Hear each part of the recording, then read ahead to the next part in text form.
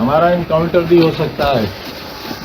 पूरे दावे से कहता हूं मेरे अलावा कोई नहीं होगा जिस पर इतने घिनौने मुकदमे और इतनी तादाद में मुकदमे हों। और मुकदमों की रफ्तार यह है कि हर तीसरे मिनट पर एक मुकदमा लिखा गया है। आप मुझे मजबूर तो नहीं करेंगे? मैं आपसे ये कब कह रहा हूं कलमा पढ़िए आप? मैंने आपसे कब कहा? मैंने आपसे कब कहा कि कुरान की आयतें पढ़ी जाएं यहां? दोस्तों आदाब, मैं आपका मेजबान अली आदिल खान सत्यम गुफ्तन प्रोग्राम लेकर हाजिर हूं और आप देख रहे हैं टाइम्स ऑफ मीडिया चैनल।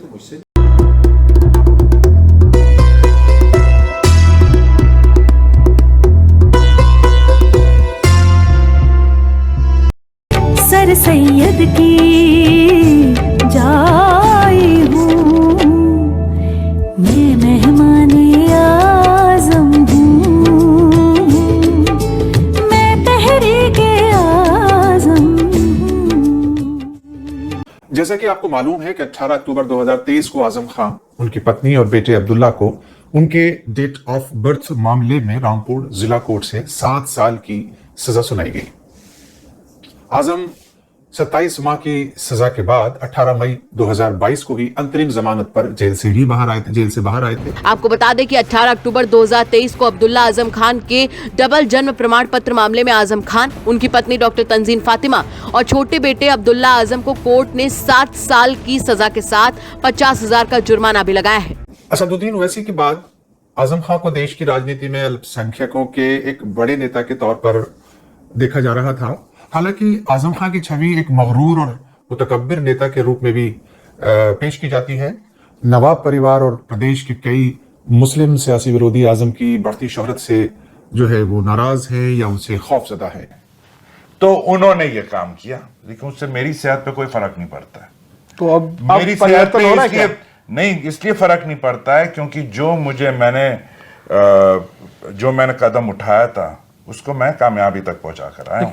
माना जा रहा है कि उन्हें सीतापुर जेल शिफ्ट किया जा रहा है, तो वहीं उनके छोटे बेटे अब्दुल्ला आजम को हरदोई जेल भेजा जा रहा है। वहीं बाहर निकलते हुए सपा नेता आजम खान ने ये तक कह दिया कि हमारा एनकाउंटर भी हो सकता है। हमारा इनकाउंटर भी हो सकता है। आप लोग कुछ भी हो सकता है। आजम खान का हॉस्टाइल ग्रुप ऐसे मौके की तलाश में था जब उनसे बदला लिया जा सके। जाहिर है सियासत में ये सब चलता है, लेकिन इसका बड़ा लाभ उनको हो रहा है जो देश की सियासत में एक तीर से 2 शिकार करना चाहते हों। इसी रंजिश के चलते रामपुर सिटी की विधानसभा सीट आजादी के बाद पहली बार बीजेपी के किसी हिंदू प्रत्याशी को मिली। हालांकि अगर देश में ऐसा माहौल बन जाए कि मुस्लिम बहुल इलाकों में हिंदू प्रत्याशी कामयाब हो और हिंदू बहुल इलाकों में मुस्लिम, तो ये बहुत खुश आइंद माहौल होगा और कदम भी होगा जनता का। रामपुर शहर से बीजेपी के आकाश सक्सेना के विधायक बनने के बाद मुस्लिम समाज को जिले की किस्मत के संवरने का भी उम्मीद है। इसी के साथ नवाब नवेद मियां ने तो योगी आदित्यनाथ को अब तक का सबसे कामयाब और अच्छा सीएम का सर्टिफिकेट भी दे दिया है। कोई कुछ कहता रहे, जो मौजूदा मुख्यमंत्री योगी आदित्यनाथ जी मेरे हिसाब से हमारे प्रदेश के लिए भी और हमारे लिए, हमारे जनपद के लिए भी सबसे अच्छे वो मुख्यमंत्री। ये मेरे लिए कहना मुश्किल है कि आजम खान कानून की नजर में कितने मुजरिम हैं या कितने बेगुनाह हैं। ये काम तो अदालतों का है और वो सब कुछ आपके सामने आ जाएगा। अब चाहे उनके साथ नाइंसाफी हो या इंसाफ, इसके बारे में कुछ कहा नहीं जा सकता। लेकिन आजम खान का देश के सदन में दिया गया एक बेबाकाना और मुंसिफाना वो बयान और भाषण, और रामपुर में मौलाना मोहम्मद अली जौहर यूनिवर्सिटी यानी माजू का कयाम प्रदूषित या पूर्वग्रह से ग्रस्त मानसिकता वाले वर्ग को जरूर खटक रहे होंगे। ये दोनों चीजें, और उसी के परिप्रेक्ष्य में उनको एक मुजरिम बनाने की स्क्रिप्ट आजम के समाज के सियासी दुश्मनों के साथ मिलकर आज ही सदन में ये कहा गया कि जो वंदे मातरम नहीं कहेगा उसे भारत में रहने का अधिकार नहीं होगा। बहस वंदे मातरम की नहीं है।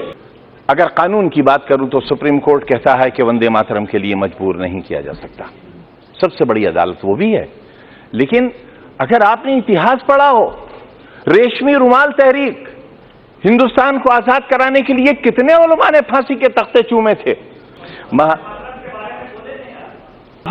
आप मुझे मजबूर तो नहीं करेंगे? मैं आपसे ये कब कह रहा हूं कलमा पढ़िए आप? मैंने आपसे कब कहा, मैंने आपसे कब कहा कि कुरान की आयतें पढ़ी जाएं यहां? ये लोकतंत्र का मंदिर है, ये संविधान का मंदिर है। जो चाहे कहे, अगर मैं कहूं तो आप रोक नहीं सकते, और मैं न कहूं तो आप मुझसे जबरदस्ती नहीं कर सकते। और अगर आप जबरदस्ती कर सकते हैं तो कहिए, आप कहिए कि जबरदस्ती कहना होगा। आजम खां के केस में माजू यानी मोहम्मद अली जौहर यूनिवर्सिटी को खत्म करने की योजना मुस्लिम गद्दारों के साथ मिलकर बनाई जा रही है, ऐसी रिपोर्ट्स आ रही है। मौलाना मोहम्मद अली जौहर ऐसा नाम था जो देश की आजादी का प्रतीक, पूंजीवाद और साम्राज्यवाद का सबसे बड़ा दुश्मन, मगर आज के माहौल में परिस्थिति इसकी बिल्कुल विपरीत नजर आती है। खैर, रहना इस दौर को भी नहीं है, ये भी चला जाएगा, चाहे जिसका हो। यूपीएससी जिहाद का नाम देने वाली मानसिकता अपना काम कर रही है, जबकि सर्वपल्ली राधाकृष्णन और मौलाना आजाद के तालीमी मिशन पर काम करने वाले और उनसे मोहब्बत रखने वाले और तालीम से मोहब्बत रखने वालों को माजू जैसे प्रोजेक्ट्स की हिफाजत के लिए अपना कर्तव्य निभाना चाहिए और निभाना होगा। और माजू को भी यानी मौलाना मोहम्मद अली जौहर यूनिवर्सिटी को भी एएमयू, जेएमआई, मानू और उस्मानिया की तरह देश के लिए एक सरमाया बनाने के लिए ईमानदारी से कोशिश करनी चाहिए शिक्षा प्रेमियों को, शिक्षाविदों को, ताकि शिक्षा संस्थानों की हिफाजत की जा सके। इसी सिलसिले में नेशनल इत्तेहाद मंच का एक डेलीगेशन इस्माइल बोटलीवाला की सदारत में, उनकी लीडरशिप में रामपुर पहुंचा। वो वहाँ किसानों से मिला, आवाम से मिला और मोहम्मद अली जौहर यूनिवर्सिटी के एडमिनिस्ट्रेटिव ब्लॉक जाकर वाइस चांसलर और एडमिनिस्ट्रेटिव ऑफिसर से भी इन्होंने तबादले ख्याल किया। रामपुर की जब बात हो, रज़ा लाइब्रेरी की बात ना हो तो शायद वहाँ का सफ़र अधूरा है। गालिब के अंदाज़ में अगर कहें या गालिब के ज़बान में कहें तो इसको उन्होंने दारुस सुरूर कहा है। रामपुर को इसलिए कहा है कि यहाँ मोहब्बत की, प्यार की, अमन शांति और सद्भाव की, आपसी इत्तफ़ाक़ और इत्तेहाद की बयार बहती है, तो जाहिर है कि फिर सुरूर तो आना ही है। रज़ा लाइब्रेरी एशिया की बड़ी लाइब्रेरीज़ में से एक है, जहाँ नादरात मौजूद हैं। यहाँ के मैन्यूस्क्रिप्ट्स, यहाँ की किताबें, कुतुब और यानी मखतूतात ऐसे हैं जिनको वाकई देखते ही बनते हैं। प्राइम मिनिस्टर मोदी जब मंगोल गए थे तो हिंदुस्तान की तरफ से एक तोहफ़ा रज़ा लाइब्रेरी से ही गया था, जो मंगोल पर लिखी गई एक किताब है, 13वीं सदी में लिखी गई थी। वो किताब वहाँ के हुक्मरान को पेश की गई थी। रामपुर की रज़ा लाइब्रेरी जो हामिद मंजिल के नाम से मशहूर है, इस इमारत की अजब खूबसूरती है। इस इमारत की ख़ास बात यह है कि इसके चारों तरफ जो ये मीनारें हैं, इन मीनारों में कॉलम्स हैं। हर कॉलम में चारों मज़ाहिब को दर्शाया गया है सांकेतिक तौर पर। आप इसको यहाँ देख सकते हैं। तीसरा जो है वो चर्च है और चौथा मस्जिद है। चुनांचे राम के नाम पर बनाया गया ये शहर, रहीम की तकबीर की आवाज़ें इस शहर से गूंजती हैं। ये इस शहर की खूबसूरती है। अल्लाहु अकबर, अल्लाहु अकबर, अल्लाहु अकबर,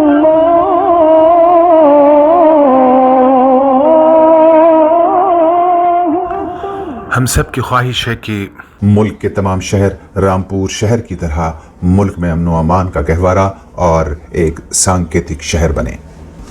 हालांकि सियासत और सांप्रदायिकता की चुड़ैल इसको भी डसने का काम करती रहती है, यहाँ के अमन को, मगर आपकी और हमारी जिम्मेदारी है कि हम रामपुर और रामपुर जैसे हिंदुस्तान के सारे शहरों को अमन का गहवारा बनाएं। आजम खान पर एक और आरोप यह है कि उन्होंने यूनिवर्सिटी के कॉन्स्टिट्यूशन में अपने परिवार के आने वाली कई पीढ़ियों तक चांसलर बने रहने का कानून बना लिया है, जिस पर लोगों को यानी रामपुर के लोगों को एतराज है। यह ऑब्जेक्शन अगर रामपुर की आवाम का है तो इसमें तरमीम की जाए और माजू का तहफ़्फ़ुज़ किया जाए, यानी यूनिवर्सिटी की बका और उसका तहफ़्फ़ुज़, उसका डिफेंस जरूरी है, ऐसी हमारी राय है। और आजम खान की मुसीबतों को दूर करने का ये एक सुझाव है और उनकी मुसीबतों का यह एक हल है। आजम खान की परेशानियों का एक दूसरा हल यह है कि वो और उनके परिवार के लोग अपनी आवाम से माफी मांग लें। मुझे लगता है इसके बाद उनके परिवार के ऊपर से मुसीबतों के बादल छट जाएंगे और इज्जत में भी 10 गुना इजाफा हो जाएगा। शर्त यह है कि इस माफी में अल्लाह की रजा शामिल हो। हर दौर में देखा गया है कि हुकूमतें अक़लियतों, खासतौर पर से मुसलमानों की तालीमी, इक़्तिसादी और सियासी हिस्सेदारी को लेकर संजीदा नहीं रही, सीरियस नहीं रही, बल्कि कांग्रेस तकाल में जारी सच्चर कमेटी की रिपोर्ट ने खुद कांग्रेस में बैठे सांप्रदायिक सोच वाले नेताओं और उनकी नीतियों का पर्दाफाश कर दिया है। अब अगर बीजेपी कांग्रेस पर मुसलमानों के उत्पीड़न का आरोप लगाती है तो इसमें गलत भी क्या है? देश में मुसलमानों के साथ लगातार सौतेलेपन की राजनीति पर मुस्लिम नेताओं की खामोशी और बेहिसी उनकी मौकापरस्ती को दर्शाती है। हालांकि कई तज्जिया निगार मुलायम सिंह और उनकी पार्टी समाजवादी की नीतियों को भी मुस्लिम मुखालिफ बताते रहे हैं।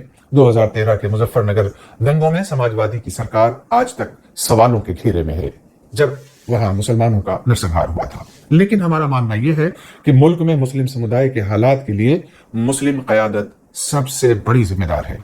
हालांकि बीजेपी सबका साथ सबका विकास के नकली नारे के साथ असलियत में देश को कांग्रेस, लेफ्ट यानी कम्युनिस्ट, क्रिश्चियन, मुस्लिम और दलित मुक्त भारत बनाने में काफी ईमानदार नजर आती है, क्योंकि उनका ये ओपन एजेंडा है।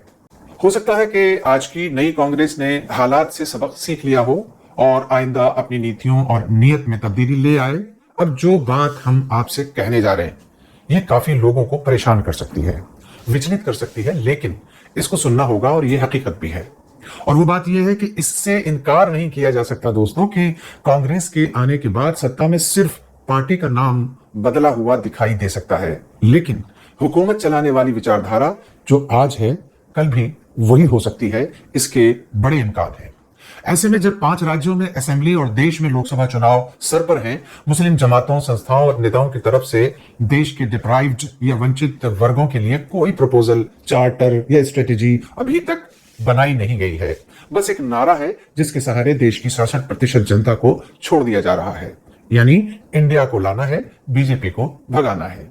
और विडंबना यह है कि इस नारे को ढोने का ठेका भी मुस्लिम, SC, ST और आदिवासी नेताओं और वोटर्स को दिया जा रहा है, जबकि इसके सर्वाइवल का कोई मजबूत, यानी इन समाजों के, इन वर्गों के, इन समुदायों के सर्वाइवल के लिए, उनकी बका के लिए, उनको हाशिए से उठाकर मेन स्ट्रीम लाने के लिए मजबूत योजना अभी तक कोई बनाई नहीं गई है। इंडिया गठबंधन में सिर्फ 5 अल्फाबेट्स को जोड़ा गया है, जबकि दिल अभी किसी पार्टी के नेता के आपस में नहीं जुड़े हैं। और इंडिया में भी पार्टियां या नेता कोई परलोक से तो उतरे नहीं हैं, इसी स्वार्थी समाज के बीच के ही ये सब नेता और पार्टियां हैं। ये अलग बात है कि फिलहाल इंडिया के पार्टनर्स का सियासी दुश्मन एक ही है और उसको नीचा दिखाने या उसको हराने के लिए फिलहाल एक नजर आ रहे हों। दरअसल देश और जनता की चिंता किसी को नहीं है, सबको अपने अस्तित्व और सत्ता की फिक्र नजर आती है। तथाकथित धर्मनिरपेक्ष राजनीतिक पार्टियां कहीं बीजेपी का डर दिखाकर मुस्लिम वोट पर कब्जा करने की कोशिश कर रही हैं, तो बीजेपी हिंदू को खतरे में बताकर हिंदू वोट पोलराइज करने में मसरूफ है। कुल मिलाकर देश में अभी तक हमेशा की तरह खौफ और नफरत के आधार पर इलेक्शंस का माहौल बनाने का काम जारी है। उधर वंचित और हाशिए पर पड़े समाजों के सौदागर आज भी अपनी अपनी कौम का सौदा करने के लिए सियासी बाजार में दुकान लगाए बैठे हैं और खरीदारों का इंतजार है। लेकिन आपको किसका इंतजार है? कमेंट बॉक्स में जरूर बता दीजिएगा। आपका मेजबान अली आदिल खान इजाजत चाहता है। कल फिर आपसे नए वीडियो के साथ मुलाकात होगी। जय हिंद।